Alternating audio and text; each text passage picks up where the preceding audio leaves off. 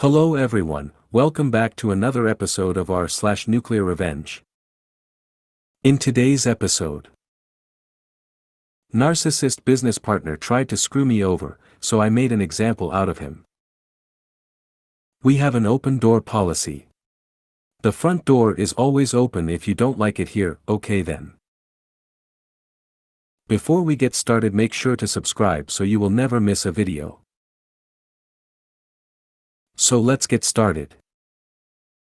Narcissist business partner tried to screw me over, so I made an example out of him. Long story short, he had a big industrial company with tax issues and a car lot that he had no idea how to run.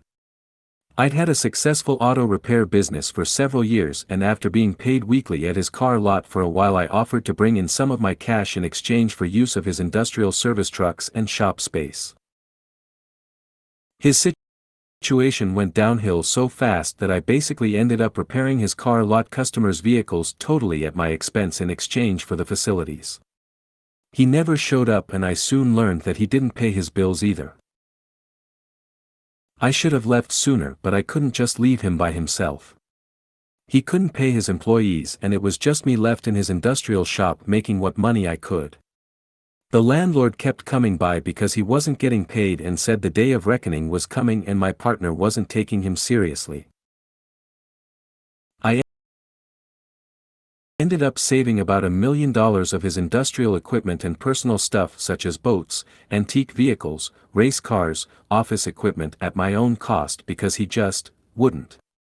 He wouldn't do anything when the eviction happened.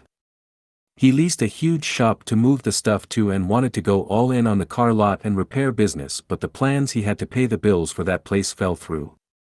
So I saved his stuff a second time and moved it to his house and a new smaller shop he signed a lease for. A whole year of ups and downs, and I ended up staying at his place helping with the bills with auto repair. The fleet of industrial service trucks were all taken by the lease company by this time. So after a while of getting by, I finished working on a big project truck that he was going to sell, and as soon as it was done he just got dark on me. Started being verbally disrespectful. At this point I just left and told him it was time for me to move on, and told him I'd be picking up my customers' vehicles from his house in a few days. I could feel a storm coming, and the longer I stayed the worse it would be. I wanted to keep on helping, but from a distance where he didn't think he could control me. We agreed on a day for me to meet with my auto repair customers and their tow trucks, and when we got there he told me he was putting a $5,000 lien on their vehicles and that we had to leave the property. Out of the blue. He cussed me out the whole time I was walking around his place grabbing my most expensive tools. I had everything there. I loaded them in my truck and ended up trespassed. He brought my clothes out in a trash bag soaked with piss. Police wouldn't do anything because they didn't know anything about the law. I couldn't even have put liens on the vehicles. It was just theft.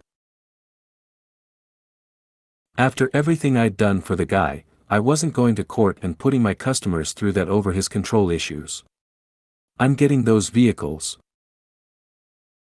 I called the landlord of the new shop and told them he couldn't afford to pay and that he'd been evicted twice in a row.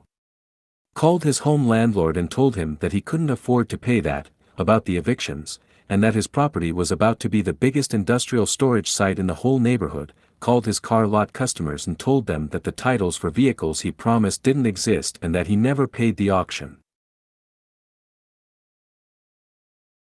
I knew his schedule and put GPS trackers on the vehicles he drove real early in the morning.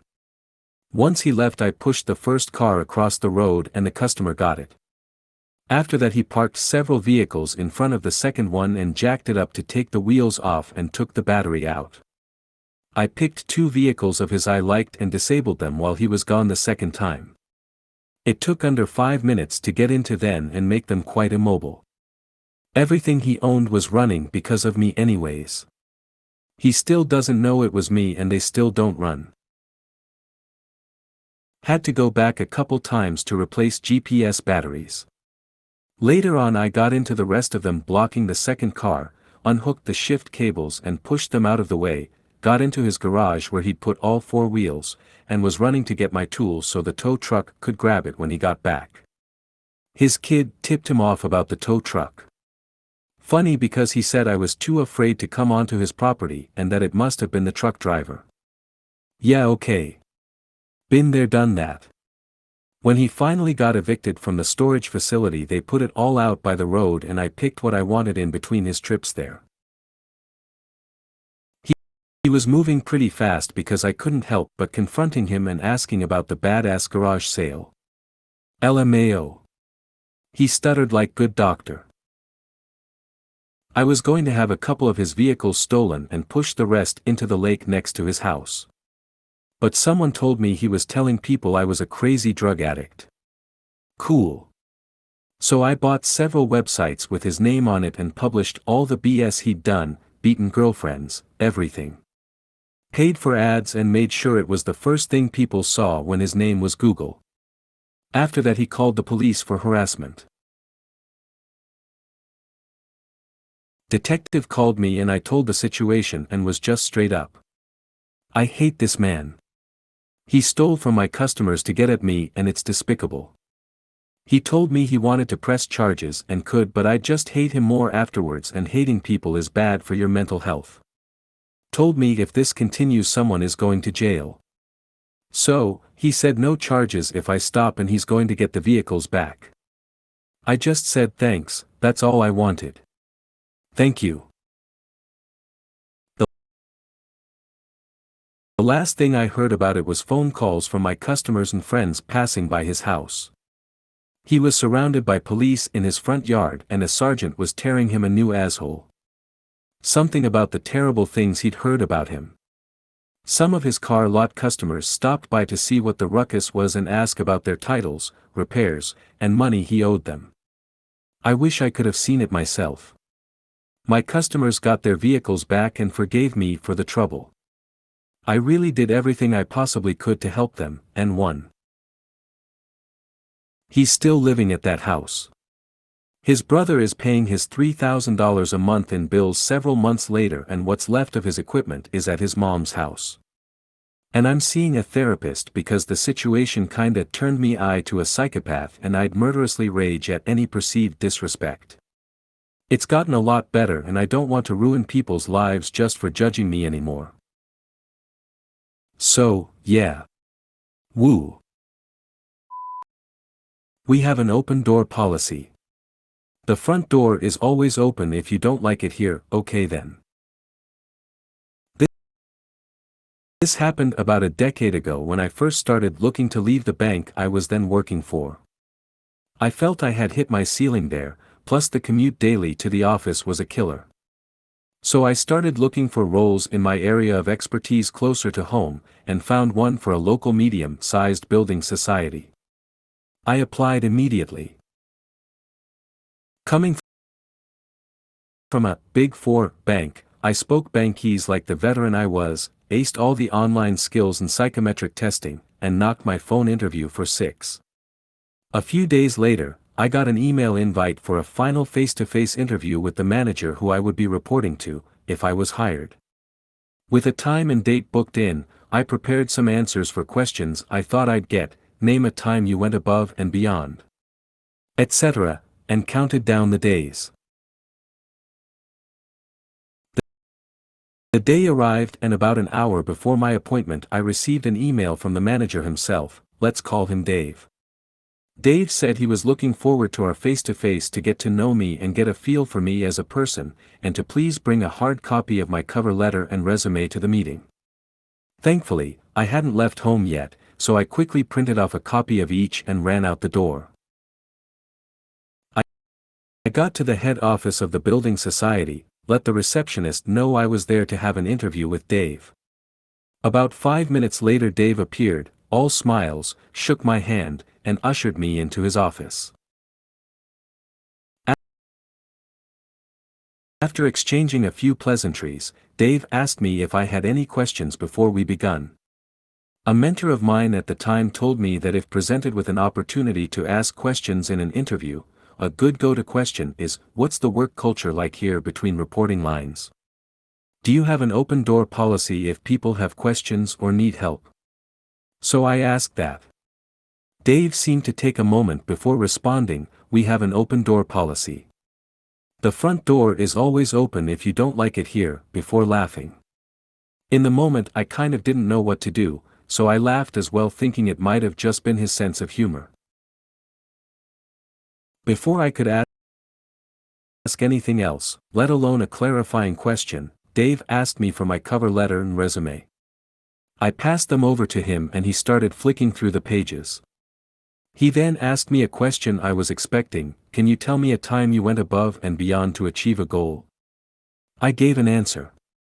Dave's face didn't change as he nodded and kept fiddling with my cover letter and resume. Dave then asked me another question, give me an example of a time you had conflicting priorities from different stakeholders, how did prioritize and resolve the conflict? I began to answer as Dave swung his chair to his left and fed my cover letter into a shredder next to his desk, before looking back at me. I was kind of shocked, I'd never seen someone do that in an interview before, so I kind of stammered. Dave motioned with his hand for me to keep going, so I started my answer again. I got a few more words out before he fed the first page of my resume into the shredder, then again looking back at me. I stopped trying to answer the question and asked, what are you doing? Is this some kind of test? Dave grinned at that and replied, I'm just trying to see how you react to being thrown a curveball. So far it's not looking promising. I figured this guy was just screwing with me, and if this is how he treats people in an interview, he must be one huge stupid boss. So I decided to leave. As I stood up I said, thank you for your time Dave, but I think I'm going to take you up on your open door policy. He looked a bit puzzled and asked, what do you mean? I replied, I hear the front door is always open if I don't like it here, and then I left. A few days later I asked my mentor what she thought of the interview. She said it sounded like he'd been to some middle management, corporate consultant retreat and was told that it was a good way to test people for resilience, but that sure seemed like a BS way to her, or he just enjoyed going on power trips. Either way, she said I did the best thing by walking out. Anyways, that's my long way to say I maliciously complied to directions to use the front door by Dave the stupid manager. If you made it to the end of the video, thanks for watching. Don't forget to like, subscribe and share, and we will see you in the next video.